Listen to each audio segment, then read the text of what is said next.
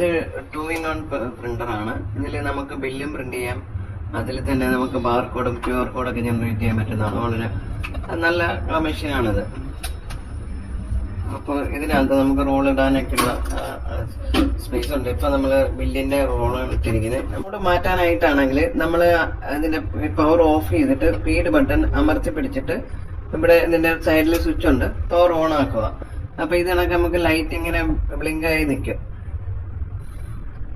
അപ്പൊ ഇത് പല കളറിൽ വന്ന് ഇങ്ങനെ ഒരു വയലറ്റ് കളറിൽ, ഇപ്പൊ വയലറ്റ് കളറായി. ഇപ്പൊ നമുക്ക് ഇതേ കണക്ക് കറണ്ട് മോഡ് റെസീറ്റ് എന്ന് പറഞ്ഞിട്ട് ഉള്ള, ഇപ്പൊ ഈ റെസീറ്റ് മോഡാണ്. ഇനിയിപ്പോ റെസീറ്റ് മോഡാണ് വേണ്ടെങ്കിൽ നമ്മൾ ഇതിൽ റെസീറ്റ് മോഡാക്കി നമുക്ക് യൂസ് ചെയ്യാൻ പറ്റും. അതിന് പവർ ഓഫ് ചെയ്തിട്ട് ഇപ്പൊ റെസീറ്റ് മോഡിലയക്കുന്നത്.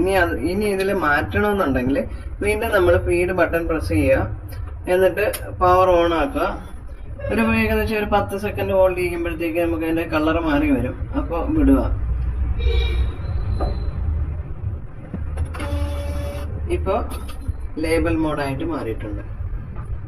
ഇങ്ങനെയാണ് ഇതിന്റെ മോഡ് മാറ്റുന്നത്. സിമ്പിളാണ്.